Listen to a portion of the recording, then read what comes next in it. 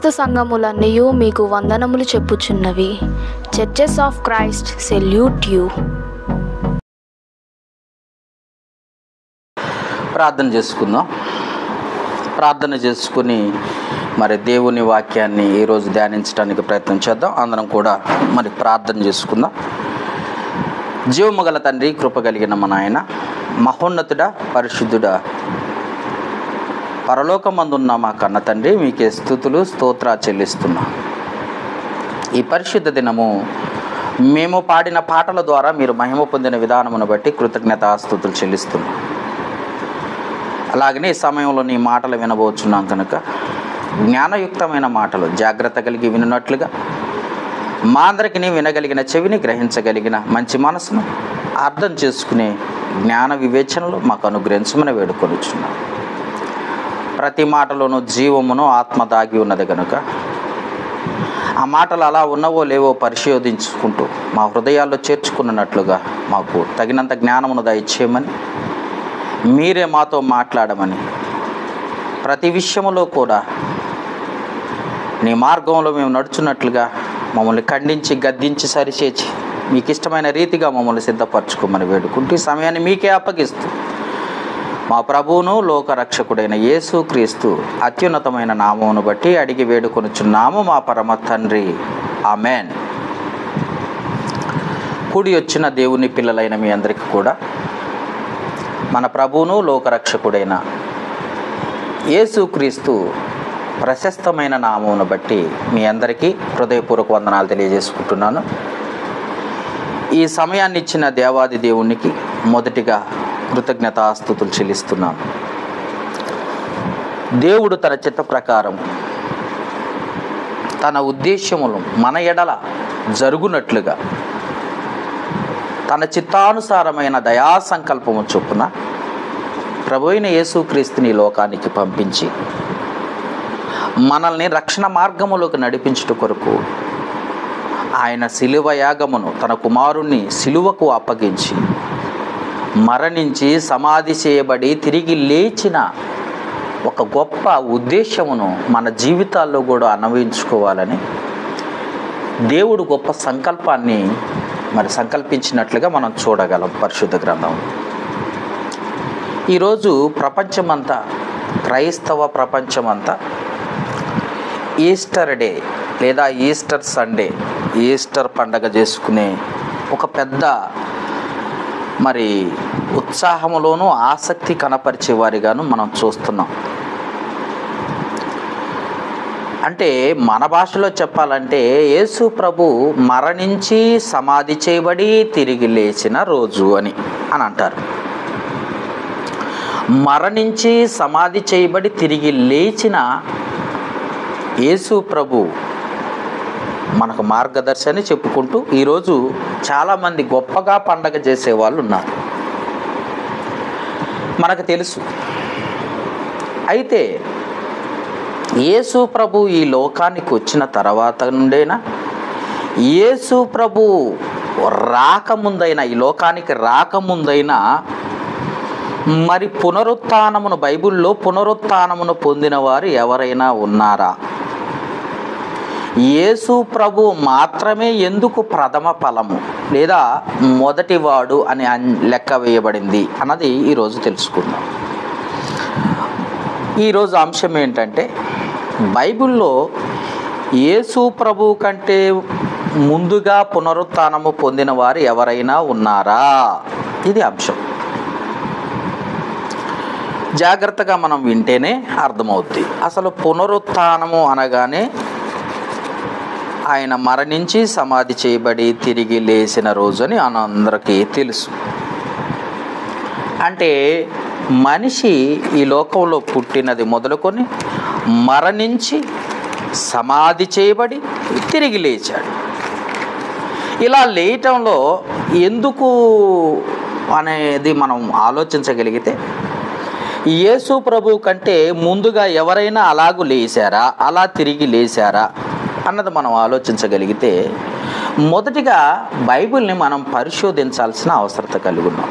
మొదటిగా మనుషులు ఎన్నైనా చెప్తారు, కానీ బైబిల్ని మనం పరిశోధించినప్పుడు మనం పరిశీలించినప్పుడు బెరయ సంఘస్థుల వలె మనము జ్ఞానవంతులుగా ఉండటానికి అవకాశం ఉంటుంది.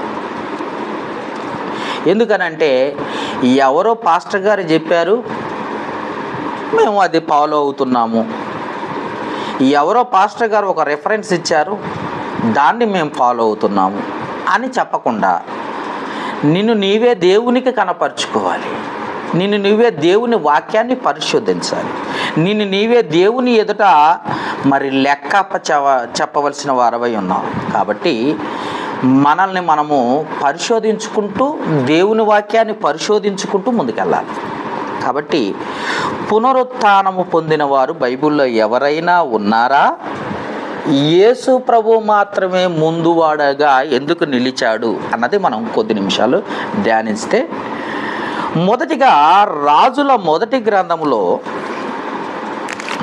రాజుల మొదటి గ్రంథము బైబిల్ ఉన్న వారందరూ మరి చూడటానికి ప్రయత్నం చేద్దాం. రాజుల మొదటి గ్రంథములో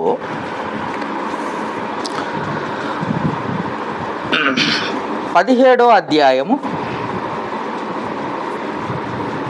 రాజుల మొదటి గ్రంథము 17వ అధ్యాయం 22వ వచనములో ఇక్కడ సారేపతు విధవరాలు ఈమె గురించి మనకు చెప్పాల్సిన అవసరమే లేదు. ఎందుకంటే బాగా మనకు నేర్చుకున్నాం ఈ వాక్యం, తెలుసు, చాలామంది పాస్టర్లు కూడా చెప్పుకుంటారు. ఇక్కడ జరిగిన సందర్భం ఏంటంటే, సారేపతు విధవరాలికి కుమారుడున్నాడు. అతని మరి కుమారుడు చనిపోయినట్లుగా మనం చూడగలం. చనిపోయిన తర్వాత ఏలియా గారు అతన్ని బ్రతికించినట్లుగా మనం చూడగలం. 22వ వచనం ఒకసారి చూద్దాం. యెహోవా ఏలియా చేసిన ప్రార్థన ఆలకించి ఆ చిన్నవానికి ప్రాణము మరలా రానిచ్చినప్పుడు వాడు బ్రతికెను అన్న మాట మనం చూడగలం. మరణించిన వాడు తిరిగి బ్రతికాడా అంటే బ్రతికాడు. మళ్ళా పునరుత్థానం పొందాడా అంటే తిరిగి పొందాడు. అంటే యేసు ప్రభు కంటే ముందుగా పాత నిబంధన కాలంలో కూడా ఇది జరిగిందా అంటే జరిగింది. సారేపతు విధవరాలు కుమారుడు ఏలియా ద్వారా మరణించిన ఆ కుమారుడు ఏలియా ప్రార్థన వలన మరణించటం అంటే శరీరము నుండి ప్రాణం వేరైపోవటం లేదా ఆత్మ వేరైపోవటం అన్నది మనకు తెలుసు. అయితే వేరైపోయి శవముగా ఉన్న లేదా మృతతుల్యమైన ఆ శరీరములోనికి మరలా జీవం వచ్చి పడినట్లుగా మనం చూడగలం ఏలియా ప్రార్థన చేసినప్పుడు. అంటే మరలా తిరిగి బ్రతికాడు. మరలా తిరిగి బ్రతకటం అంటే మరలా పునరుత్థానం చెందినట్టుగా మనం చూడగలం. ఒక సారేపతి విధవరాలి కుమారుడు బ్రతికాడు, చనిపోయి బ్రతికాడు, చనిపోయి మరణించి బ్రతికాడు, తిరిగి లేచాడు, మరణించి తిరిగి లేచాడు. ఈయన కూడా పునరుత్థానం లిస్టులోకి వస్తుందా అంటే ఖచ్చితంగా వస్తుంది. కానీ యేసు ప్రభు మాత్రమే ఎందుకు మొదటివాడు అన్నది మనం ఆలోచించాలి. ఎందుకంటే ఈ సారేపతి విధవరాలి కుమారుడు కూడా ఒక మనిషిలాగా ఈ లోకంలో పుట్టి పెరిగి పెద్దవాడై మరణించాడు, ప్రాణం వెడలిపోయింది. అలాంటి వాని ప్రాణాన్ని ఏలియా ప్రార్థన చేసి మరలా ఆ ప్రాణాన్ని తిరిగి రప్పించగలిగాడు. మరలా ఈ విధవరాలి కుమారుడు తిరిగి పునరుత్థానము పొందాడు. మరలా ఇంకా చూసినట్లయితే ఇంకెవరైనా ఉన్నారా అని మనం ఆలోచించగలిగితే, రాజుల 2వ గ్రంథము 4వ అధ్యాయములో, రాజుల 2వ గ్రంథము 4వ అధ్యాయములో 4వ అధ్యాయం 4వ అధ్యాయము 35వ వచనం, 4వ అధ్యాయం 35వ వచనం. తాను దిగి ఇంటిలో యువతల నుండి యవలకు ఒకసారి తిరిగి నడిచి మరలా మంచం మీద ఎక్కి వాని మీద పొడుగుగా పండుకొనగా బిడ్డ 7 మార్లు తుమ్మి కండ్లు తెరిచెను అన్న మాటను మనం చూడగలం. ఇక్కడ కూడా గొప్ప అద్భుతం జరిగింది. ఇక్కడ ఎలీషా ప్రవక్త ద్వారా, ఇందాక జరిగిందేమో ఏలియా ప్రవక్త ద్వారా, ఇక్కడ జరిగిందేమో ఎలీషా ప్రవక్త ద్వారా జరిగిన కార్యక్రమం. ఇతను ఎవరంటే షునేమీరాలి కుమారుడు బ్రతికాడట. షునేమీరాలు కుమారుడు బ్రతికినట్లుగా మనం చూడగలం. అంటే ఇతను కూడా ఒక మనిషిలాగే శరీరాన్ని ధరించుకొని ఈ లోకానికి వచ్చిన వాడే, మనలాగే బ్రతికి చనిపోయిన పిల్లవాడే, కుమారుడే. ఇతను కూడా మరణించాడు. శరీరము నుండి ప్రాణం వెడలిపోయింది, ఆత్మ విడిపోయింది. కానీ మరి ఎలీషా గారి ద్వారా గొప్ప అద్భుతం జరిగింది. అద్భుతం అంటే ఒక ప్రాణం వెళ్ళిపోయి తిరిగి రావటం. దీన్నే పునరుత్థానం అన్నాం మనం. అయితే ఇక్కడ షునేమీరాలి కుమారుడు కూడా బ్రతికాడా అంటే ఖచ్చితంగా బ్రతికినట్లుగా మనం పరిశుద్ధ గ్రంథాన్ని పరిశీలిస్తే మనకు అర్థమవుతుంది. ఇతడు కూడా పునరుత్థానాన్ని పొందాడు. ఈ కుమారుడు కూడా పునరుత్థానాన్ని పొందాడు. ఇందాక చదువుకున్న సారేపతి విధవరాలి కుమారుడు కూడా పునరుత్థానం పొందాడు. అంటే మరణించి తిరిగి లేచిన వారు, వీళ్ళంతా మరణించి తిరిగి లేచిన వారు అన్న మాటను మనం చూస్తున్నాం. అంతేకాక రాజుల 2వ గ్రంథములో 13వ అధ్యాయము, రాజుల 2వ గ్రంథము 13వ అధ్యాయం ఒకసారి చూసినట్లయితే 13వ అధ్యాయము 21వ వచనాన్ని మనం ఒకసారి చూద్దాం. ఇక్కడ ఒక మాట చూద్దాం. 13 రాజుల 2వ గ్రంథము 13వ అధ్యాయం 21వ వచనం. కొందరు ఒక శవమును పాతిపెట్టుచు సైన్యమునకు భయపడి ఆ శవమును ఎలీషా యొక్క సమాధిలో ఉంచగా దింపిన ఆ శవము ఎలీషా శల్యమునకు తగిలినప్పుడు అది తిరిగి బ్రతికి కాళ్ళు మోపి నిలిచెను అన్న మాటను చూస్తున్నాం.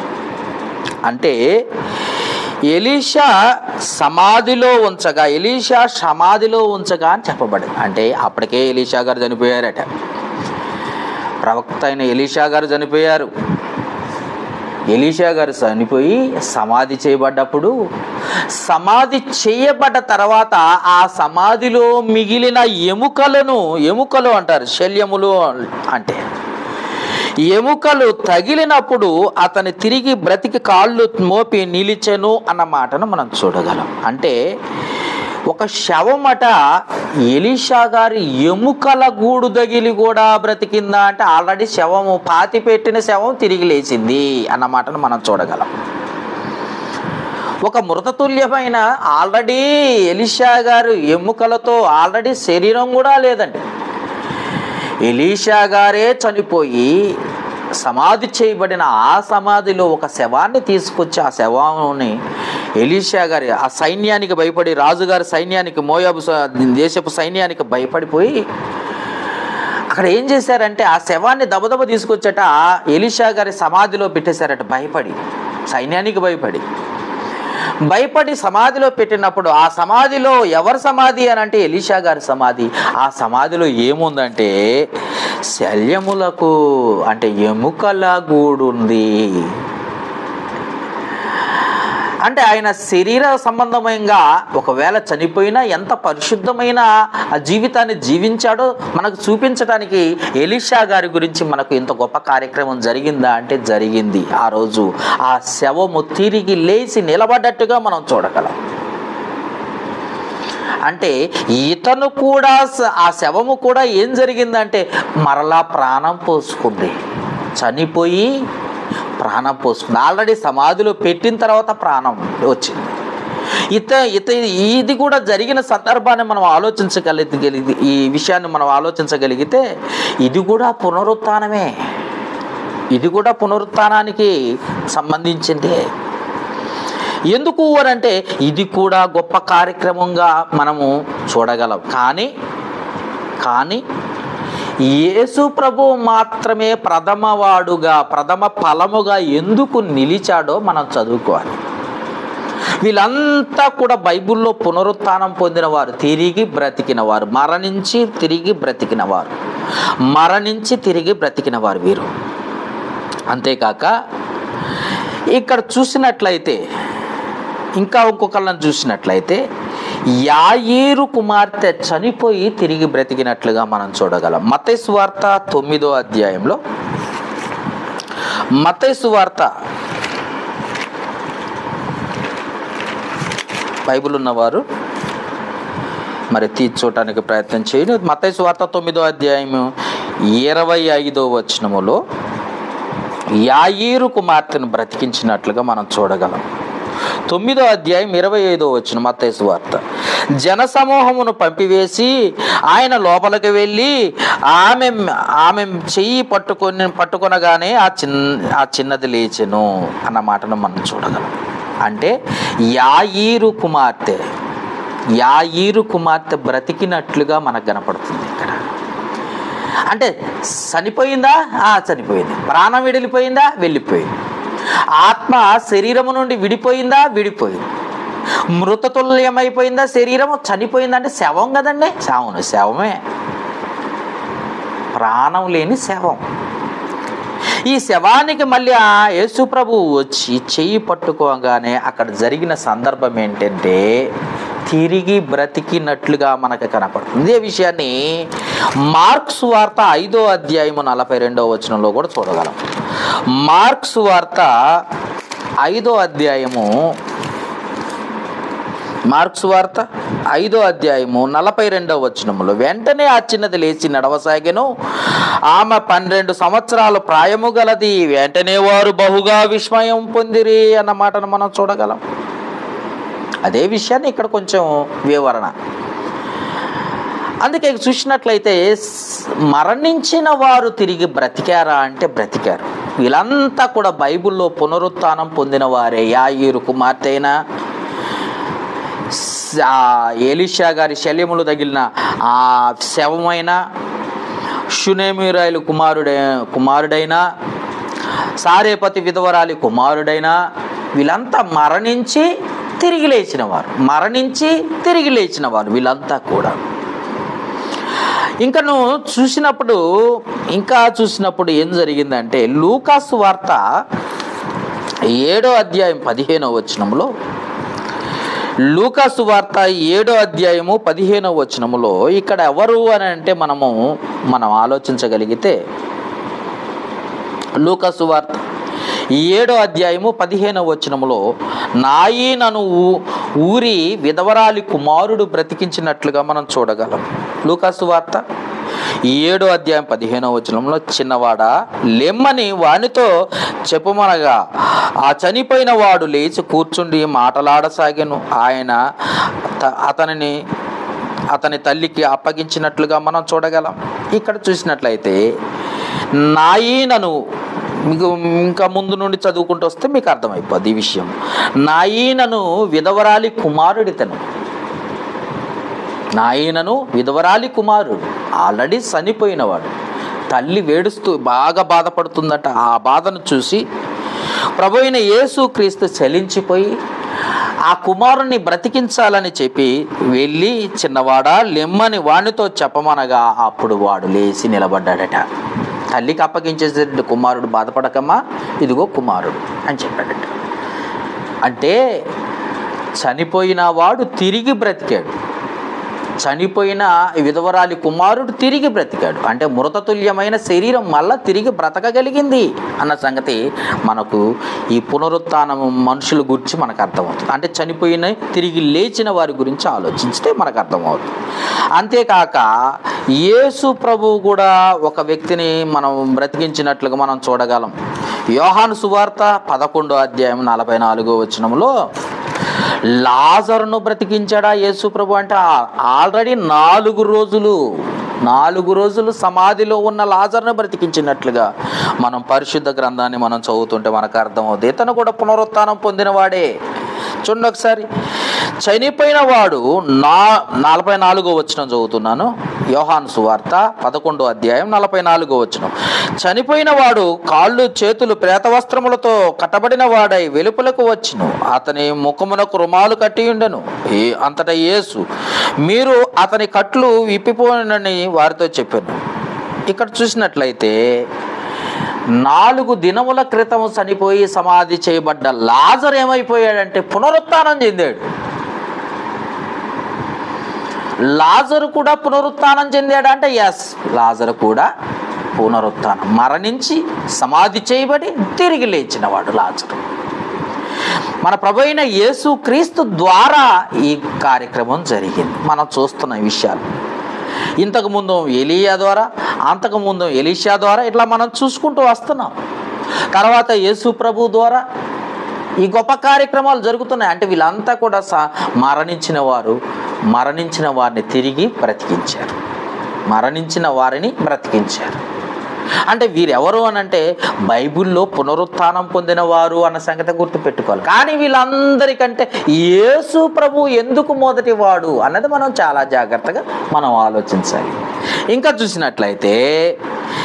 చూసినట్లయితే తబితను బ్రతికించిన మరి కొంతమందిని చూస్తున్నాం. ఇక్కడ చూద్దాం ఒకసారి. తబిత దగ్గరికి వెళ్ళే ముందు మత్తయి సువార్త 27వ అధ్యాయంలో చూద్దాం. యేసు ప్రభు మరణించినప్పుడు జరిగిన కార్యక్రమాన్ని మనం ఒకసారి చూద్దాం. యేసు ప్రభు మరణించినప్పుడు అక్కడ జరిగిన కార్యక్రమాన్ని మనం ఒకసారి చూద్దాం. మత్తయి సువార్త 27వ అధ్యాయం 52వ వచనం. మత్తయి సువార్త 27వ అధ్యాయము 52వ వచనములో సమాధులు తెరవబడెను, నిద్రించిన అనేక మంది పరిశుద్ధులు శరీరములు లేచెను అన్న మాటను చూస్తున్నాం.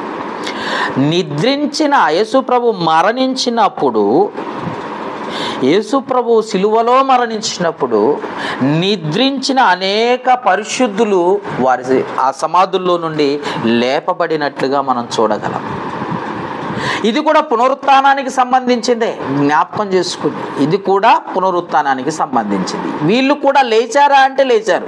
ఎక్కడి నుండి లేచారంటే సమాధిలో నుండి, మరణించి సమాధి చేయబడి తిరిగి లేచిన వారు.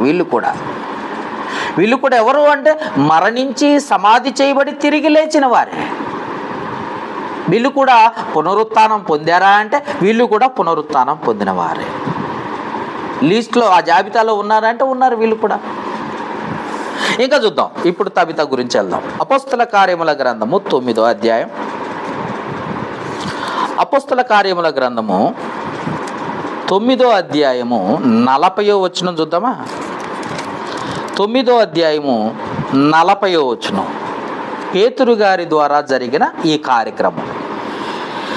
ఇక్కడ పేతురు గారు ఈ కార్యక్రమం చేయడానికి కారణం ఏంటంటే ఆ తబిత అనే ఆమె మంచి విశ్వాసురాలు, అందుకు ఆ కార్యక్రమం జరిగింది. చూద్దాం ఒకసారి. అపోస్తల కార్యముల గ్రంథము 9వ అధ్యాయము 40వ వచనం. పేతురు అందరినీ వెలుపలకు పంపి మోకాళ్ళుని ప్రార్థన చేసి శవం వైపు తిరిగి, జాగ్రత్తగా వినండి, శవం వైపు తిరిగి తబితా లెమ్మనగా ఆమె కన్నులు తెరిచి పేతురును చూసి లేచి కూర్చుండెను. ఈమె కూడా శవం, చనిపోయింది తిరిగి లేచింది, చనిపోయి తిరిగి లేచింది. ఇక్కడ ఇంత కార్యక్రమం జరుగుతుందా అంటే జరిగింది. పునరుత్థానం జరిగిందా? జరిగింది. ఎందుకు జరిగింది అంటే వారి భక్తిని బట్టి, వారి విశ్వాసాన్ని బట్టి ఆ కార్యక్రమం జరిపించారు. ఏలియా గారు అంత గొప్ప కార్యక్రమం చేశారా? ఒక ప్రాణాన్ని మరి తిరిగి రప్పించారా? చేశారు. ఎలీషా గారు తిరిగి చేశారా? చేశారు. ఎలీషా గారి శల్యములు తగిలి తిరిగి శవం బ్రతికిందా? బ్రతికింది. అంతేకాక ప్రభువైన యేసుక్రీస్తు ఈ లోకానికి వచ్చినప్పుడు సువార్త ప్రకటిస్తూ గ్రామాన మరి ఆయన కూడా గొప్ప కార్యక్రమాలు చేశారంటే యాయేరు కుమార్తెను బ్రతికించారు, నాయనను ఊరులో విధవరాలి కుమారుని బ్రతికించారు, బేతానియాలో ఉన్న లాజర్ను బ్రతికించారు, చనిపోయిన లాజర్ను. వీళ్ళంతా ఏమైపోయారంటే తిరిగి లేచారు, మరణించి తిరిగి లేచారు. బాగా వినాలి, మరణించి తిరిగి లేచారు. కానీ పునరుత్థానము, తిరిగి లేచారు. తిరిగి లేచిన తర్వాత మరలా చనిపోయారు. తిరిగి లేచారు, మరలా చనిపోయారు. లేపబడ్డారు, సమాధి నుండి లేపబడ్డారు. సమాధి నుండి లేపబడ్డారు, మరణించారు, సమాధి చేయబడ్డారు, తిరిగి లేపబడ్డారు. కానీ మరలా తిరిగి చనిపోయినట్లుగా మనం చూడగలం. కాబట్టి మన ప్రభు అయిన యేసుక్రీస్తు ప్రథమ ఫలమని ఎందుకంటున్నాడు? ఒకసారి కొరింథీయులకు రాసిన మొదటి పత్రిక 15వ అధ్యాయం, కొరింథీయులకు రాసిన మొదటి పత్రిక 15వ అధ్యాయం 21వ వచనాన్ని ఒకసారి చూద్దామా? 20వ వచనం చూద్దామా? ఇప్పుడైతే నిద్రించిన వారిలో ప్రథమ ఫలముగా క్రీస్తు మృతుల్లో నుండి లేపబడి ఉన్నాడు అన్నాడు. అంటే వీళ్ళంతా నిద్రించారా? నిద్రించారు. సమాధి చేయబడ్డారు, తిరిగి లేచారు. వీళ్ళు పునరుత్థానమే, కానీ వీళ్ళు మరలా సమాధి చేయబడ్డారు, మరలా తిరిగి మరణించారు. మరలా వీళ్ళు ఆత్మ వెడలిపోయింది, మరలా వీళ్ళ ప్రాణం వారి శరీరం నుండి వెళ్ళిపోయింది. కానీ క్రీస్తు మాత్రమే సజీవుడు అన్న సంగతి మనం తెలుసుకోవాలి. ఎందుకు ఇతను మొదటివాడు అనంటే, మనము మరణించి సమాధి చేయబడి మరలా యేసుక్రీస్తు రెండో రాకడలో మనము సజీవులముగా లెగుస్తాము అని చెప్పటానికి సజీవుడైన దేవుని కుమారుడైన యేసుక్రీస్తును తిరిగి లేపినట్లుగా మనం చూడగలం. చూద్దాం ఒకసారి అపోస్తల కార్యముల గ్రంథం. అపోస్తల కార్యముల గ్రంథములో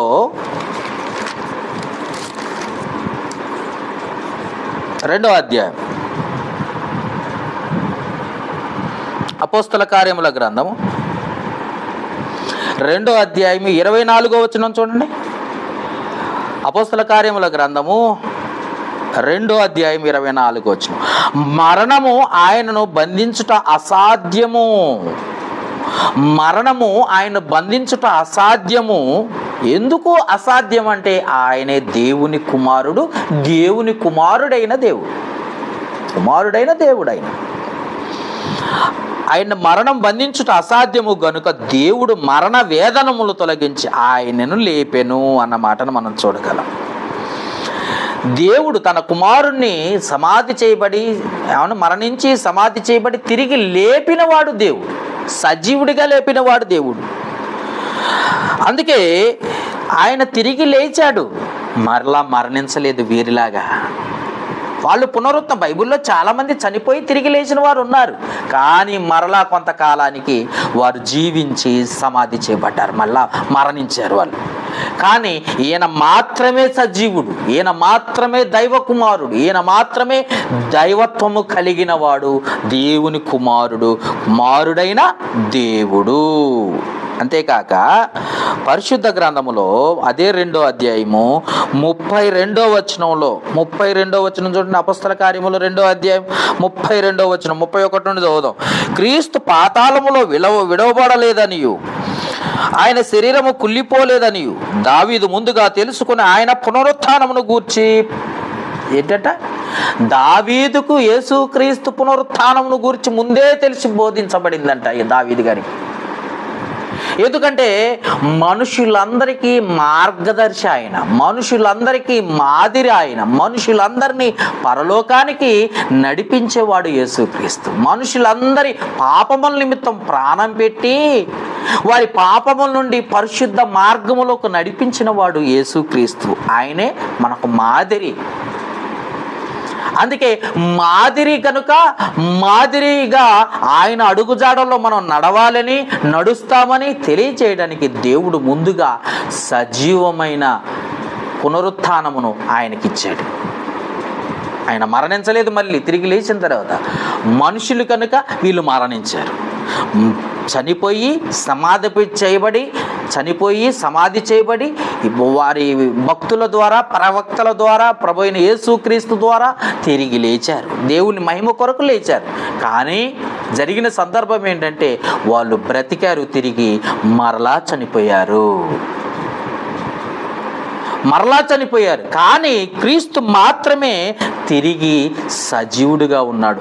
రేపొద్దున మనము మరణించి సమాధి చేయబడి మనం చనిపోయిన తర్వాత క్రీస్తు రెండో రాకల్లో క్రీస్తు వలె ఎత్తబడతాము అని చూపించడానికి ఆయనను దేవుడు లేపాడట. అందుకే చూడండి ఒకసారి ఏమంటున్నాడు 32వ వచనంలో, ఈ యేసును దేవుడు, మళ్ళా చూద్దాం 31 నుండి చదువుతాం. క్రీస్తు పాతాళములో విడవబడలేదనియో ఆయన శరీరము కుళ్ళిపోలేదని దావీదు ముందుగా తెలుసుకొని ఆయన పునరుత్థానమును గురించి చెప్పాను. 32వ వచనం, ఈ యేసును దేవుడు లేపెను, దీనికి మేమందరము సాక్షులము అన్న మాటను మనం చూస్తున్నాం. అక్కడ ఉన్న శిష్యులు ఏమని చెప్తున్నారంటే, ఈ యేసుని దేవుడు లేపాడు మార్గాన్ని చూపించడానికి. క్రీస్తు మార్గంలో నడవాలి. మనం నడవాలంటే ఆయన లేపాలి. ఆయన లేచాడంటే మనం కూడా తిరిగి లెగుస్తాము అని చెప్పటానికి సాక్ష్యం. అర్థమైందండి? సాక్షులుగా ఉండటం కొరకు, సాక్ష్యంగా నిలవటం కొరకు దేవుడు ఆయన్ని ముందుగా లేపాడు. రేపొద్దున మనం కూడా గాలిలో కలిసిపోద్ది. ఏమంటారండి?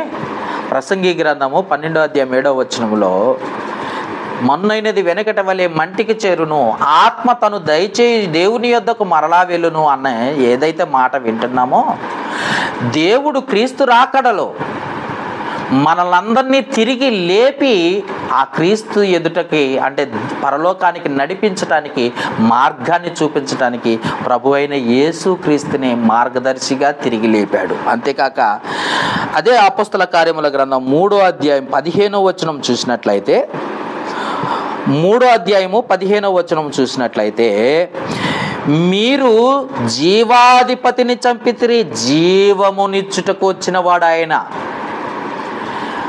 జీవమును ఇచ్చుటకు వచ్చిన వాడు, జీవాధిపతి అయిన యేసుప్రభు ఎవరో తెలుసా? జీవాధిపతి. చాలా మందికి తెలియదు. ఆయన దేవుని కుమారుడు అని చెప్పేవాడు ఒకడైతే, ఆయన ప్రవక్త అని చెప్పేవాడు ఒకడు, ఇంకా ఆయన దేవుడు కాదని చెప్పే పాస్టర్లు ఎక్కువైపోయారు ఈ మధ్య. అలాంటి వాళ్ళని దగ్గరకు కూడా రానివ్వకండి. ఆయన మనకు జీవాధిపతి, జీవాన్ని ఇచ్చినవాడు. జీవాన్ని ఇచ్చినవాడు ఎవరో తెలుసా? తండ్రి. మనకి శరీరంలో జీవాన్ని ఇచ్చినవాడు ఈ శరీర సంబంధంగా ఆలోచిస్తే తండ్రి అని మనం పిలుస్తాం. అలాగనే మనల్ని పరలోకానికి నడిపించడానికి జీవాధిపతిగా వచ్చాడట. ఆ జీవము వాక్యం. అది ఎక్కడుందో తెలుసా? యోహాను సువార్త 5వ అధ్యాయము 39వ వచనంలో ఉంది. మీరు జీవమును కనుగొనాలి అనే సంగతి చెప్తా ఉంటాడు అక్కడ యేసుప్రభు. ఆ జీవం ఎక్కడుందంటే, నిత్య జీవం లేఖనములు అందే నిత్య జీవం ఉంది. ఆ లేఖనాలలో ఉన్న వాక్యాన్ని అందించడానికి ఈ లోకానికి వచ్చిన వాడే ప్రభు అయిన యేసుక్రీస్తు. మనల్ని వెలుగులోనికి ఆ వాక్యం ద్వారా నడిపించాలని కోరుకున్న వాడే ప్రభు అయిన యేసుక్రీస్తు. అలాంటి యేసుక్రీస్తుని కూడా మరి చాలామంది నిర్లక్ష్యం చేసే వాళ్ళు ఉన్నారు, చాలామంది ఆయన్ని అవమానపరిచే వాళ్ళు ఉన్నారు. ఆయన చేసిన తప్పేంటో కూడా తెలియదు వీళ్ళకి. ఆయన తప్పేమీ చేయలేదు, కానీ తప్పు చేసినట్లుగా మనం చూస్తున్నాం. సోషల్ మీడియాలో అనేక రకాల పోస్టులు చూస్తున్నాం. హేళన చేసేవాళ్ళు, హేళనగా మాట్లాడేవారు ఎక్కువైపోయారు. ఒకసారి ఆయన జీవిత చరిత్రను ఒకసారి ఆలోచించగలిగితే ఆయన జీవాధిపతిగానే ఉన్నాడు. ఏ పాపము ఎరగనివాడు ఆయన. నిన్ను పాపములో నుండి నిన్ను బయటికి తీసుకురావడానికి ఆయన మరణించి సమాధి చేయబడి తిరిగి లేవాల్సి వచ్చింది. కాబట్టి జ్ఞాపకం చేసుకోండి. అందుకే ఏమంటున్నాడు? మీరు జీవాధిపతిని చంపితిరి కానీ దేవుడు ఆయనను మృతుల్లో నుండి లేపెను, అందుకు మేమే సాక్షులం. ఆయన మరణంలో నుండి సమాధి చేయబడ్డ ఆయన మృతుల్లో నుండి లేపిన వాడు దేవుడు, సజీవుడు. ఆయన తండ్రి అయిన దేవుడు. మొదటి స్థానం ఆయనది, నేను చెప్పాను పోయినసారి వాక్యములో. రెండో స్థానం తన కుమారుడైన ప్రభు అయిన యేసుక్రీస్తుది. మూడో స్థానం పరిశుద్ధాత్మది. నాలుగో స్థానమే మనము ఆయన పిల్లలమైన మనదే. అర్థమైందా? అలాంటి మనము భూమి మీదకి వచ్చిన మనము తిరిగి లేవగలము, తిరిగి లేపుతాడు దేవుడు. మరణించి సమాధి చేయబడిన తర్వాత ఇక మన శరీరం ఎటుపోద్దో, మన ఆత్మ ఎటుపోద్దో అనుకున్న వారికి సజీవమైన సాక్ష్యం ఏంటంటే, సజీవ సాక్ష్యముగా యేసు ప్రభువే. ఆయన తిరిగి లేపటం వలన మరణములో నుండి, సమాధిలో నుండి, మృతతుల్యమైన శరీరము నుండి తిరిగి లేపగలిగిన వాడు దేవుడు. తిరిగి లేచిన వాడు ప్రభు అయిన యేసుక్రీస్తు వారు. అందుకే ఇందాక మనం చదువుకున్నాం ఎక్కడ? అపోస్తల కార్యముల గ్రంథము 17వ అధ్యాయములో 31వ వచనం చదువుకున్నాం. ఎందుకనగా తాను నియమించిన మనుషుడు దేవుడు నియమించాడట. ఎవరు నియమించాడు? మాదిరిగా ఉండటానికి, మార్గదర్శిగా ఉండటానికి, తన అడుగుజాడలో మనం నడవడానికి. ఆయనే మార్గమై ఉన్నాడు, ఆయనే జీవమై ఉన్నాడు, ఆయనే సత్యమై ఉన్నాడు. ఆ సజీవమైన మార్గంలోకి మనం నడవటానికి ఒకళ్ళని నియమించాడట దేవుడు. అందుకే ఎందుకనగా తాను నియమించిన మనుషుని చేత నీతిని అనుసరించి, నీతి వాక్యము మనకు తెలుసు. నీతి అంటే వాక్యమును అనుసరించి భూలోకమునకు తీర్పు తీర్చబోయేడు ఒక దినమును నిర్ణయించి ఉన్నాడు. భూమికి తీర్పు తీర్చడానికి, భూమి అందున్న మనుషులందరికీ తీర్పు తీర్చడానికి ఒక దినాన్ని నిర్ణయించి ఉన్నాడు. మృతుల్లో నుండి ఆయన లేపినందున దీన్ని నమ్ముటకు అందరికీ ఆధారం. అందుకే ఇందాక పాడుకున్న ఆధారం నీవయ్యా యేసయ్య. మనం ఆధారం యేసు ప్రభువే. ఇందాక చదువుకున్నాం, చాలామంది బైబిల్లో చనిపోయి తిరిగి లేచిన వాళ్ళు ఉన్నారు. వాళ్ళంతా సజీవులు కాదు, వాళ్ళంతా మరలా తిరిగి మరణించిన వారే. వారంతా కూడా తిరిగి మరణించారు, మరలా బ్రతికి మరలా సమాధిలోకి వెళ్ళిపోయారు.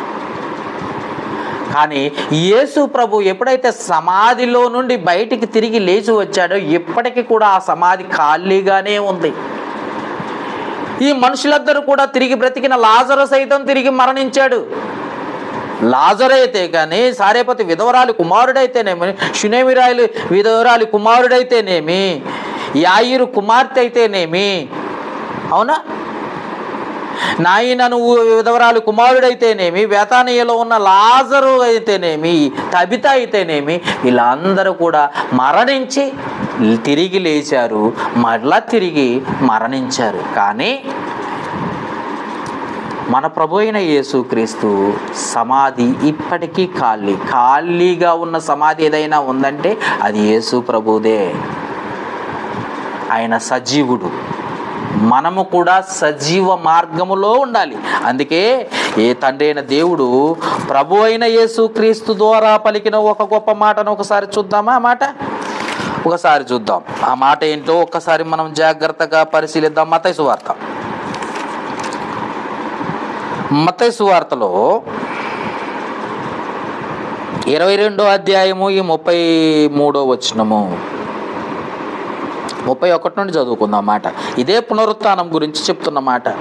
సద్దుకైలు పరిసయ్యులు యేసు ప్రభు దగ్గరకు వచ్చి డిస్కస్ చేస్తున్నారు. అందుకే ఆ విషయాన్ని తెలియజేస్తున్నాడు యేసు ప్రభు. 22వ అధ్యాయము 31 నుండి చదువుతాం. మృతుల పునరుత్థానమును గూర్చి నేను అబ్రహాము దేవుడను, ఇస్సాకు దేవుడను, యాకోబు దేవుడినై ఉన్నానని దేవుడు మీతో చెప్పిన మాట మీరు వినలేదా? చదవలేదా? మీకు తెలియదా అని గద్దిస్తూ ఏమంటున్నాడట? 33వ వచనం, ఆయన సజీవులకే దేవుడు గాని మృతులకు దేవుడు కాడని వారితో చెప్పెను. ఇది జనులందరూ విని ఆయన బోధకు ఆశ్చర్యపోయిరి అన్న మాటను మనం చూడగలం. అంటే మనము సమాధి చేయబడి వదిలివేయబడం, తిరిగి లెగుస్తామని చెప్పటానికి ఆయన సజీవులకు దేవుడు, మృతులకు కాదు. పునరుత్థానమును గురించి అసలు పునరుత్థానమే లేదని చెప్పేవాళ్ళు కొందరు బోధకులు అయ్యారట ఆనాటి కాలంలో. వాళ్ళే పరిచయులు, సద్దుకైలు. ఇలాంటి వాళ్ళు పునరుత్థానమే లేదు, మనిషి చనిపోతే ఇక చనిపోయినట్టే, ఇక తిరిగి లేవరు అని అనుకునేవారు. కానీ యేసు ప్రభువుని మాదిరిగా ఉంచి నిర్ణయించి తీర్పు తీర్చే దినాన్ని నిర్ణయించాడు దేవుడు. ఎవరైతే దేవుణ్ణి నమ్ముతారో, ఎవరైతే ప్రభు అయిన యేసుక్రీస్తు మార్గంలో నడవాలని నడుస్తున్నారో, నడవట్లేదో అదంతా చూస్తున్నాడు దేవుడు.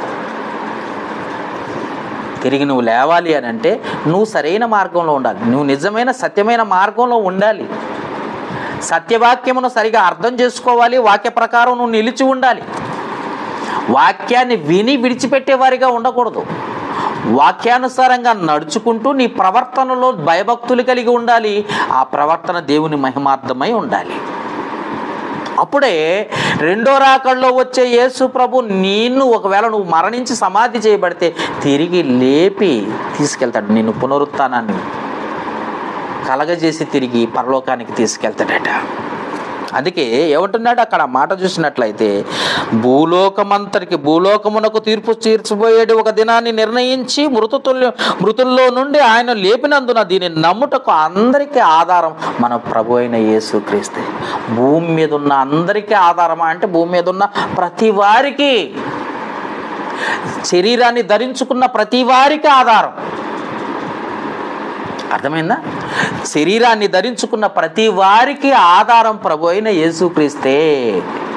మట్టి మట్టిలో కలిసిపోద్ది, ఆత్మ గాలిలో కలిసిపోద్ది అని చెప్పే ప్రతి వాడికి అర్థం కానిది ఏందయ్యా అంటే, మరణించి సమాధి చేయబడ్డ తర్వాత మరలా తిరిగి బ్రతుకుతామన్న ఉద్దేశం వాడికి తెలియలేదు, వాడికి అర్థం కాలేదు. ఈ రోజు వరకు చాలామంది క్రైస్తవులకు కూడా తెలియంది ఏంటంటే, ప్రభు అయిన యేసు క్రీస్తు వలె మనం కూడా తిరిగి లేపబడతాం అంటే అసలు హేళన చేసేవాళ్ళు కొందరైతే, నమ్మని వారు కొంతమంది. అందుకే అంటున్నాడు చూడండి ఈ మాట, యోహాను సువార్త 5వ అధ్యాయం, యోహాను సువార్త 5వ అధ్యాయం 28, 29. ఇది పునరుత్థానం గురించిన మాటే, జాగ్రత్తగా చూడండి ఒకసారి. దీనికి ఆశ్చర్యపడకుడి, ఒక కాలం వచ్చుచున్నది, ఆ కాలమున సమాధుల్లోనున్న వారందరూ ఆయన శబ్దం విని, అంటే క్రీస్తు రెండవ రాకడలో శబ్దం విని మేలు చేసిన వారు, అంటే దేవుని వాక్యానుసారంగా నడుచుకున్న వారు జీవ పునరుత్థానమునకును, కీడు చేసిన వారు తీర్పు పునరుత్థానమునకు బయటికి వచ్చేదారు. సమాధిలో నుండి తిరిగి వస్తాం. సమాధిలో కలిసిపోయి మట్టిలో కలిసిపోయిన వాడు కూడా తిరిగి రావటానికి అవకాశం ఉంది అని చెప్తున్నాడు. ఎందుకనంటే ప్రభు అయిన యేసుక్రీస్తు శరీరం ఏమైపోయింది? మట్టి శరీరం. ఈ రోజు వరకు ఎవరికైనా కనపడిందా? లేదు. కానీ ఆ శరీరం ఉందన్న సంగతి తెలుసా? ఏమైపోయిందని ఆలోచిస్తున్నారు చాలామందికి, అది కూడా తెలియదు పాపం. వాక్యం ఆయన్ని ఏ శరీరం అయితే మనము ధరించుకున్నామో అదే శరీరాన్ని, అదే ఆకారాన్ని, మానవుని ఆకారము ధరించుకొని, దాసుని స్వరూపము ధరించుకొని ఈ లోకానికి వచ్చి బ్రతికి మరణించి సమాధి చేయబడ్డ ఆ యేసు ప్రభు ఆ మట్టి దేహము ఆ సమాధిలో నుండి ఏమైపోయింది? ఏమైపోయిందంటే తిరిగి లేచింది అని చెప్తారు. తిరిగి లేచింది. మరి నీ దేహం తిరిగి లేవదా? నీ దేహం తిరిగి లేవదా? మట్టిలో కలిసిపోద్దా? ప్రసంగి గ్రంథకర్త ఎవరికి చెప్పారో తెలుసా? ఆ ఇశ్రాయేలీయులకు, యూదులకు చెప్పిన మాట. కానీ క్రొత్త నిబంధన అందరికీ తెల్లముగా బయలుపరచబడింది. క్రొత్త నిబంధన అందరికీ సర్వ సత్యములోకి నడిపించాడట పరిశుద్ధాత్ముడు. ఏవైతే యేసు ప్రభు చెప్పాల్సిన మాటలు ఉన్నాయో ఆ మాటలన్నీ కూడా మళ్ళీ క్లియర్గా మనల్ని నడిపించటానికి, పరలోకానికి నడిపించటానికి పరిశుద్ధాత్ముడు ఈ లోకానికి వస్తే, ఆయన రాయించిన ఈ గ్రంథాన్ని మర్చిపోయి పక్కకు పెట్టేసి మన్నైనది కలిసిపోయింది. మరి తిరిగి లేవదా? యేసు ప్రభు శరీరం ఏమైపోయింది? తిరిగి లేవలేదా? ఆయన పునరుత్థానం కాలేదా? ఆయన సమాధి ఖాళీగా లేదా? ఈరోజు మనం కూడా రేపొద్దున మరణిస్తే క్రీస్తు రెండో రాకడలో మనము కూడా అలాగనే ఎత్తబడతాం. అందుకే ఆ విశ్వాసాన్ని మనం కలిగి ఉండాలి. ఏ విశ్వాసాన్ని? మనము తిరిగి లేవగలము. ఈరోజు ఎలాంటి స్థితిలో ఉన్నా మనం చూస్తున్నాం. ధనవంతుడు లాజరు గురించి మనం చాలాసార్లు చదువుకున్నాం. చాలామంది సేవకులు కూడా చెప్పిన ఈ పాఠాన్ని కూడా మనం వినుంటాం. ఏ శరీరం అయితే కృపులతో నిండి ఉన్నదో, ఏ శరీరం అయితే కుక్కలు వచ్చి నాకేసాయో, ఏ శరీరం అయితే ఆహారం లేక అలమటించిపోయిందో, ఆ లాజరు శరీరం క్రీస్తు రెండవ రాకడలో లేపబడుతుంది.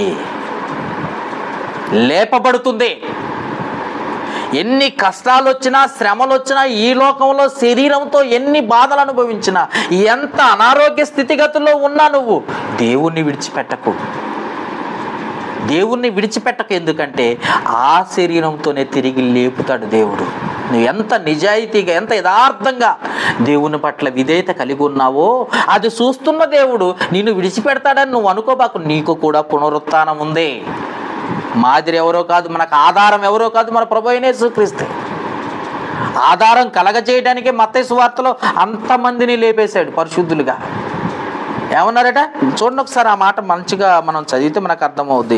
మత్తయి సువార్త 27వ అధ్యాయము చూస్తే ఆ విషయాన్ని మనకు తెల్లముగా మనకు అర్థమవుతుంది. చూడండి ఒకసారి మత్తయి సువార్త 27వ అధ్యాయం 52వ వచనం ఏమంటున్నాడు అక్కడ? సమాధులు తెరవబడెను. ఎప్పుడు జరిగింది ఈ సందర్భం అంటే ప్రభు అయిన యేసుక్రీస్తు మరణించిన సమయంలో జరిగింది. అక్కడ ఏమైంది? సమాధులు తెరవబడెను, నిద్రించిన అనేక మంది పరిశుద్ధులు శరీరములు లేచిన. ఎవడైనా నమ్ముతాడా ఈరోజు? అయ్యా నీ శరీరం కలిసిపోయిన, మట్టిలో కలిసిపోయిన శరీరం తిరిగి లెగుస్తుందంటే ఎవడైనా నమ్ముతాడా? మట్టిలో కలిసిపోయింది లేవటం ఏందంటే లెగుస్తుంది. నువ్వు విశ్వసించు దేవుణ్ణి. ప్రభు అయిన యేసుక్రీస్తు శరీరం కూడా తిరిగి లేచింది. ఆ శరీరంతోనే లేచాడు ఆయన. ఆ మట్టి దేహాన్ని ధరించుకున్న ఆ యేసు ప్రభువే తిరిగి ఆయన శరీరాన్ని తిరిగి లేపాడు దేవుడు. మరి నీ శరీరం ఏమైపోద్ది? కుళ్ళి పట్టిపోద్దా? పాడైపోయినా, కుళ్ళు పెట్టినా, ఏది జరిగినా తిరిగి లేస్తావు నువ్వు అన్నదే ఆధారం. ప్రభు అయిన యేసుక్రీస్తే ఆధారం. అందుకే ఉంటున్నాడు, సమాధులు తెరవబడి నిద్రించిన వారు అనేక మంది పరిశుద్ధులు శరీరములో లేచెను. వారు సమాధుల్లో నుండి బయటకు వచ్చి ఆయన లేచిన తర్వాత పరిశుద్ధ పట్టణములో ఒకసారి ప్రవేశించి అందరికి అనేకులకు అగపడిరి అందరికీ కనపరుచుకున్నారట. మీరు కూడా లెగుస్తారు ఇలాగనే. ఇదే మాదిరి, ఇదే పునరుత్థానం. ప్రతి క్రైస్తవుడికి ఇదే పునరుత్థానం, ఇదే మాదిరి. అర్థమైందా? కాబట్టి ఆ మాదిరి ఏదైతే ఉందో, ఏదైతే మాదిరి ఉంచిపోయాడో మనం దాని పట్ల విశ్వాసము కలిగి ఉండాలా, నిరీక్షణ కలిగి ఉండాలా. నిరీక్షణ అంటే ఎదురుచూపు. ఏంటా ఎదురుచూపు? క్రీస్తు రాకడ కొరకు. ఎందుక ఎదురుచూపు అంటే ఆయన ఎలాగ తిరిగి లేచాడో శరీరంతో, మనం కూడా తిరిగి ఆయన లెగుస్తాం ఆయన ఎదుట. ఆయన ఎలాగ ఇప్పుడు ఆరోహణమై పరలోకానికి వెళ్ళిపోయాడు, తిరిగి మనల్ని తీసుకుని వెళ్తాడు.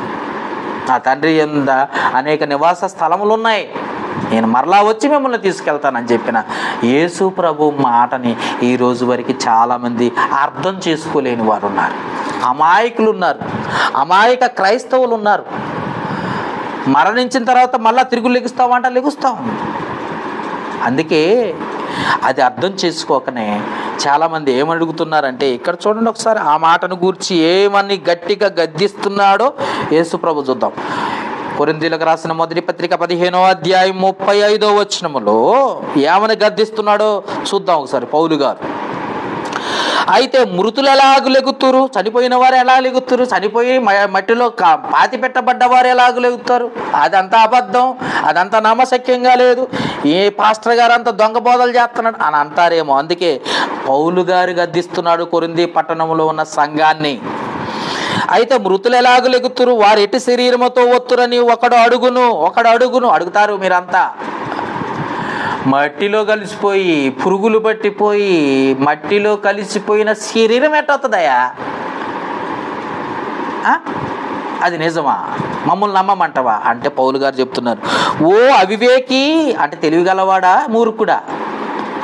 ఓరి మూర్ఖుడా, ఏంటి నీకు అర్థం కాదులా? అందుకని చెప్తున్నాడు, ఉదాహరణలు చెప్తున్నాడు చూడండి ఇక్కడ. ఓ అవివేకి, నీవు విత్తినది చచ్చితేనే కానీ బ్రతికింపబడదు కదా. నువ్వే విత్తనమైనా సరే పచ్చిగా ఉన్న విత్తనాన్ని ఎండబెట్టి ఎండిన తర్వాత, అది చచ్చిపోయిన తర్వాత కదా నువ్వు నాటేది. ఏదైనా సరే, ఏ విత్తనమైనా సరే ఎండిపోయి దాని జీవాన్ని కోల్పోతున్నట్టు, చచ్చిపోతుందట. చచ్చిపోయిన తర్వాత నువ్వేం చేస్తున్నావు అంటే, నువ్వు మరలా ఆ విత్తనాన్ని వేసినప్పుడు తిరిగి బ్రతుకుతుంది విత్తనం అని చెప్తున్నాడు. అందుకే ఏమంటున్నాడు, చచ్చితేనే కదా తిరిగి బ్రతికింపబడదు కదా. నువ్వు విత్తిన దాన్ని చూడగా అది గోధుమ గింజైనను మరి ఏ గింజైనను సరే ఒట్టి గింజనే విత్తుచున్నావు. ఒట్టి గింజ ఎండిపోయి చచ్చిపోయిన విత్తనాన్నే విత్తుచున్నావు కానీ పుట్టబోవు శరీరమును విత్తటం లేదా. దానికి 2 కొమ్మలు 2 ఆకులు ఎలా వస్తున్నాయో నీకు తెలుసా? నువ్వు విత్తుతున్నావా? విత్తనమే కదా నువ్వు విత్తిందే అని చెప్తున్నాడు. 38వ వచనం, అయితే దేవుడు తన చిత్త ప్రకారముగా నీవు విత్తిన దానికి శరీరమును ఇచ్చును మరియు ప్రతి విత్తనమునకు దాని శరీరమును ఇచ్చుచున్నాడు. చూసారా ఎంత కరెక్ట్గా గట్టిగా బోధిస్తున్నాడు. వీళ్ళు కూడా కొరింథీ సంఘంలో ఉన్నవారు కూడా పునరుత్థానాన్ని సరిగ్గా నమ్మలేదట. వీళ్ళు కూడా కొరింథీలో ఉన్న క్రీస్తు సంఘం వారు కూడా పునరుత్థానాన్ని సరిగ్గా నమ్మట్లేదట. నమ్మని వారికి హెచ్చరిక. చనిపోయి నువ్వు ఎలా బ్రతుకుతావు అనుకుంటున్నావు? ఇదిగో చూడు, చనిపోయిన విత్తనాన్ని కదా నువ్వు వేసింది, అది ఎలా వస్తుందో నీకు అర్థం అవుతుందో. అవివేకి మూర్ఖుడా, అర్థం చేసుకో. నీకు తెలివి ఉందని అనుకుంటున్నావేమో, చదువుకున్నాను అనుకుంటున్నావేమో, నేను జ్ఞానవంతుని అనుకుంటున్నావేమో. నీకు కూడా పునరుత్థానం ఉంది. నువ్వు ఎవడవైనా సరే పాపంలో ఉన్నావా, పాపం చేస్తున్నావా, అయితే నీకు పునరుత్థానం ఉంది. అయితే ఆ పునరుత్థానం ఏందో తెలుసా? కీడు పునరుత్థానం, నరకానికి పునరుత్థానం. తిరిగి లెగుస్తావు. ఏ శరీరంతో అయితే నువ్వు జరిగించావో ఆ ప్రతి పాపాన్ని లెక్కగట్టి ఆ శరీరంతో నిన్ను లేపి ఆ శరీరంతో నిన్ను నరకానికి నడిపిస్తాడట దేవుడు. అది గ్రహించట్లేదు చాలామంది అది గ్రహించట్లేదు, అది అర్థం చేసుకోలేని పరిస్థితికి వచ్చేసారు చాలామంది. ప్రతివాడు ఏమనుకుంటున్నారంటే, బ్రతికుండగా తినుము, సంతోషించుము, సుఖించుము, త్రాగుము, ఎంజాయ్, ఈ లోకంలో సంపాదించు. పేరు ప్రఖ్యాతలు సంపాదిస్తావా, సంపాదించు. ఆస్తులు సంపాదిస్తావా, సంపాదించు. ఏది సంపాదించినా నువ్వు మట్టిలో కలిసిపోవాల్సిందే.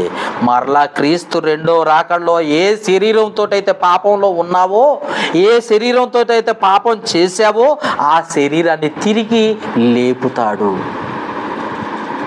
కనుక శరీరముతో ఉండగానే పునరుత్థానాన్ని నీ పట్ల విశ్వాసం కలిగి మనకు ఆధారమైన యేసు ప్రభు వైపు చూసి ముందుకు కొనసాగాల్సిన బాధ్యత కలిగి ఉన్నాం.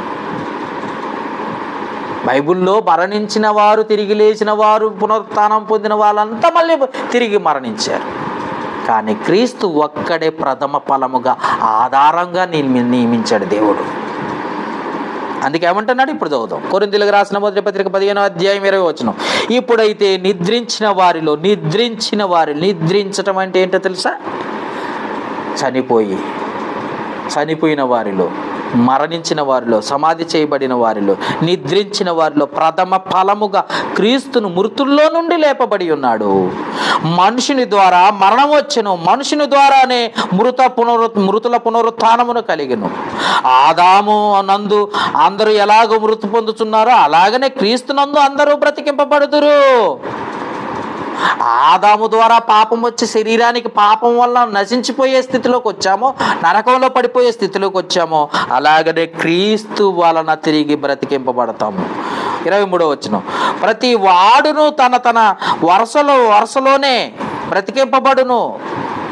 ప్రథమ ఫలము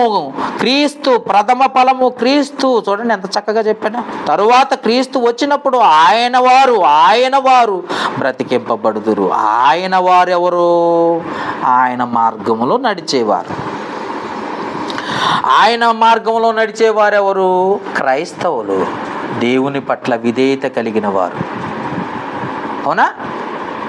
దేవుని పట్ల విధేయత కలిగిన వారు క్రైస్తవులు. ఆ క్రీస్తు మార్గాన్ని ధరించుకునేవారు క్రైస్తవులు. దేవుని పట్ల విధేయత కలిగి క్రీస్తు మార్గాన్ని ఎంచుకొని కష్టమైన నష్టమైన ఆయన మార్గంలో నడుస్తున్న వారే క్రైస్తవులు. అంతేకాని ఏదో బైబిల్ పట్టుకొని చర్చికి వచ్చేసి ఏదో ఒక గంట అర్ధగంట కూర్చొని వెళ్ళిపోయేవారు ఎప్పటికీ క్రైస్తవులు కాలేరు. వాక్యాన్ని పరిశీలించాలి. నిజమా కాదా, ఏం జరిగింది అన్నది మనం పరిశోధించాలి. అందుకే క్రీస్తు శరీరము ఏమైపోయింది? సమాధిలో ఉందా? లేదు కదా. మన శరీరం ఏమైపోద్ది? మట్టిలో కలిసిపోద్దా? లేదు కదా. ఆయన ఎలాగ దేవుడు లేపాడో మనల్ని కూడా క్రీస్తు అలాగనే తిరిగి లేపబడతామన్న సంగతి తెలుసుకో. ఆయనే మనకు, క్రీస్తే మనకు మార్గం, ఆయనే మనకు ఆధారం, ఆయనే మన మార్గదర్శి, ఆయనే మన మాదిరి. కాబట్టి బ్రతికున్న మనము ఒకవేళ చనిపోయినా తిరిగి లెగుస్తాం. మనందరికీ పునరుత్థానం ఉంది. మనందరము సజీవులుగా తిరిగి లెగుస్తాం. క్రీస్తు ఎలాగ సజీవుడో మనం కూడా అలాగనే సజీవులుగా ఉంటాం. ఆయన తండ్రి అయిన దేవుడు సజీవులకే దేవుడు కానీ మృతులకు దేవుడు కాదు అని చెప్తున్నాడు. కాబట్టి జ్ఞాపకం చేసుకో, మనం దేనిపైన నిరీక్షణ కలిగి ఉండాలి? క్రీస్తు పైన, పునరుత్థానం పైన. ఆయన ఎలాగైనా ఖచ్చితంగా వస్తాడు, తిరిగి లేపుతాడు మనందరినీ.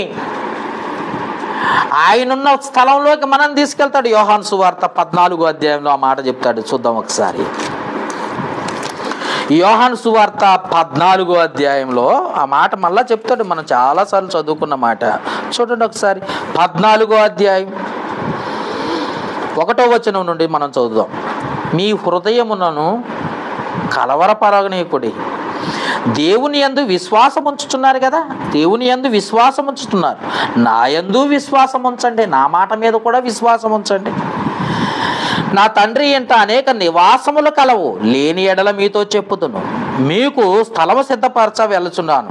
నేను వెళ్ళి మీకు స్థలము సిద్ధపరిచిన ఎడల నేనుండు స్థలములో మీరును ఉండులాగు మరలా వచ్చి నా యొద్ద ఉండుటకు మిమ్మల్ని తీసుకుని పోదును అన్న మాటను చూస్తాను. అంటే మనము తిరిగి లెగుస్తామా? లెగుస్తాం. ఆ నిరీక్షణ ఉండాలి.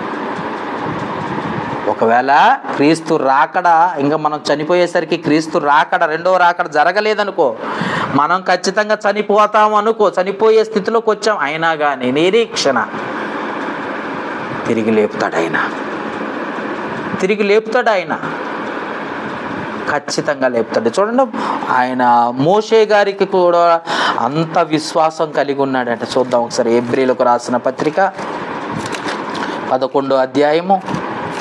ఎంత అసలు యేసు ప్రభువుని చూడని వాడు కూడా ఎంత విశ్వాసం కలిగి ఉన్నాడు యేసు పట్ల. చూడండి ఎంత మంచి మాట రాసిందో. 11వ అధ్యాయము 24వ వచనం నుండి నేను చదువుతాను. చూడండి, మోషే పెద్దవాడైనప్పుడు విశ్వాసమును బట్టి ఐగుప్తు ధనము కంటే క్రీస్తు విషయమైన నింద గొప్ప భాగ్యమని ఎంచుకుని, ఆ కాలంలో కూడా క్రీస్తు విషయమైన నింద గొప్ప భాగ్యమని ఎంచుకుని, చూడండి ఒకసారి ఎంత గొప్పగా చెప్తున్నా, ఎంచుకుని అల్పకాల పాప భోగములను అనుభవించట కంటే దేవుని ప్రజలతో శ్రమ అనుభవించడం మేలని యోచించి పరో కుమార్తె యొక్క కుమారుడు అనిపించుకున్నట్టు ఒప్పుకోలేదు. కానీ ఏం జరిగిందంటే, ఎలయనగా, ఇప్పుడు రాసుకోవాలా, ఎలగనగా అతడు ప్రతిఫలముగా కలగబో బహుమానమందు దృష్టి ఉంచెను. ప్రతిఫలముగా కలగబో బహుమానమందు, ఏంటి ప్రతిఫలంగా కలగబో బహుమానం ఏంటి? అదే పునరుత్థానం, అదే క్రీస్తు రెండో రాకడ. ఎత్తపడతాం, పరలోకం చేర్చబడతాం. మోషే గారికి విశ్వాసం కలిగిందంట. ఈ లోకం శాశ్వతం కాదు, ఎందుకంటే అల్పకాల పాప భోగములను అనుభవించటం కంటే దేవుని ప్రజలతో శ్రమ అనుభవించటం మేలని యోచించి క్రీస్తు అడుగు జాడల్లో నడిచాడు. క్రీస్తే మాదిరిని ఎంచుకున్నాడట మోషే గారు. ఈరోజు క్రైస్తవులని చెప్పుకుంటున్న వారు మోషే గారికి ఉన్న విశ్వాసం కూడా లేదు.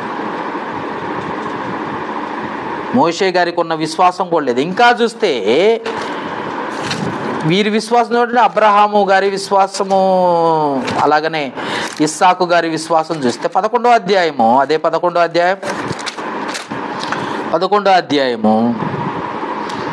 8వ వచనము 9వ వచనం చదివితే మీకు డైరెక్ట్గా అర్థమవుతుంది. విశ్వాసమును బట్టి అతడును అతనితో వాగ్దానమునకు వారసులైన ఇస్సాకు యాకోబు అనువారు, అతడును అంటే ఎవరైనా అబ్రహాము, ఇస్సాకు, యాకోబు అనువారును గుడారములలో నివసించు. ఇదేనండి ఎందుకు వచ్చిన బాధలండి, గుడారాల్లో నివసించటం. ఏమంటే ధనవంతుడు అబ్రహాము గారు, ఒక దేశాన్ని ఇచ్చేశాడు దేవుడు, ఒక దేశానికి అధిపతి అబ్రహాము గారు, ధనవంతుడైన అబ్రహాము గారు.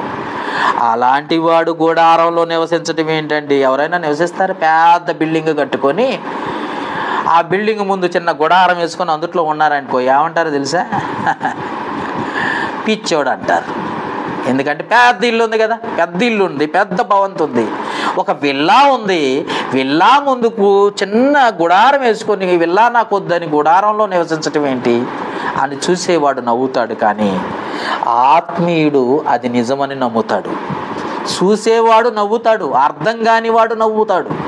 కానీ ఆత్మీయుడికి అది అర్థమవుద్ది, ఈ లోకం శాశ్వతం కాదని. అదే జరుగుతుంది. చూడండి ఒకసారి 9వ వచనములో, విశ్వాసమును బట్టి అతడును అంటే అబ్రహామును అతని ఆ వాగ్దానమునకు సమవారసులైన ఇస్సాకు, యాకోబు అనువారు గుడారములలో నివసించుచు అన్యుల దేశములో ఉన్నట్టుగా, అన్యుల దేశం వేరే దేశములో ఉన్నట్టుగా, తన దేశంలో ఉంటూ వేరే దేశంలో ఉన్నట్టుగా, చూడండి ఎంత చక్కగా చెప్తున్నాడు, వేరే దేశంలో ఉన్నట్టుగా వాగ్దాత దేశములు, దేవుడు వాగ్దానం చేసి ఇచ్చిన దేశంలో పరవాసులై ఉన్నారు. ఆయన తిరిగి లేపుతాడు. పరలోకమే శాశ్వతం. నిజమేది? ఈ లోకం కాదు. సత్యమేది? ఈ ఆహారము, లేకపోతే ఈ ఆస్తిపాస్తులు, లేకపోతే ఈ బంగారం వెండి, లేకపోతే ఈ డబ్బులు శాశ్వతం కాదు, ఈ ఇల్లు శాశ్వతం కాదు. మనకు పరలోకం శాశ్వతం, క్రీస్తే శాశ్వతం, ఆధారం. మనందరినీ పరలోకానికి నడిపిస్తాడు క్రీస్తు. అది యుగ యుగములో తరతరములు ఉండే చోటది. తండ్రితో ఆనందముతో, సంతోషముతో, సమాధానము కలిగిన చోటది. అబ్రహాము, ఇస్సాకు వాగ్దాత దేశములో, వాగ్దానం చేసి ఇచ్చిన దేశములో పరవాసులుగా నివసించి గుడారాల్లో నివసించడానికి కారణం పరలోకం. ఆ నిరీక్షణ మనకు ఉండాలి. తిరిగి పునరుత్థానమై తిరిగి లెగుస్తాము, మరణించి సమాధి చేయబడి తిరిగి లెగుస్తాము. తిరిగి లేచిన తర్వాత ఆ పరలోకాన్ని చేరుకుంటాము. అబ్రాహాముకున్న విశ్వాసం అదే, ఇస్సాకు యాకోబుకున్న విశ్వాసం అదే. అలాంటి మరి ఇంకా చూసినట్లయితే చాలామంది అలాంటి విశ్వాసాన్ని కలిగి ఉన్నారు. మోషే గారితో లెక్కేసుకుంటే ఈరోజు చర్చికి వచ్చామా, కాసేపు కూర్చున్నామా, వెళ్ళిపోయామా, లోకంలో కలిసిపోయామా, ఎలా అయినా బ్రతికేసాయి. మళ్ళీ ఆదివారం వస్తే చర్చి. ఈరోజు ఈస్టర్ అట. ఈస్టర్ పండగ కనుక చర్చిలో కూర్చొని 1 గంట 2 గంటలు భజనలు చేసి, పాటలు పాడి, ప్రార్థనలు చేసి వచ్చేస్తే ఇక నువ్వు వెళ్ళిపోతావా? నువ్వు నేర్చుకోవాల్సింది క్రీస్తు పునరుత్థానం ఈరోజే అని తెలుసుకుంటే, ఆ పునరుత్థానుడైన యేసుక్రీస్తు నిన్ను కూడా పునరుత్థానమును లేపుతాడు. ఆ పునరుత్థానం నీకు కూడా ఉంది. భూమి మీద ఉన్న ప్రతి క్రైస్తవుడికే కాదు, ప్రతి వానికి ఉంది. అది మరణ పునరుత్థానం కానీ, జీవ పునరుత్థానం కానీ, 2 ఉన్నాయి. భూమి మీద నువ్వు బ్రతికే విధానాన్ని బట్టి డిసైడ్ అవుతాయి. కనుక జాగ్రత్తగా ఆలోచించు. క్రీస్తు పునరుత్థానం గురించి ఆలోచించు. నీకు కూడా అదే పునరుత్థానం ఉందని జ్ఞాపకం చేసుకో. గాలిలో కలిసిపోద్ది అనుకో.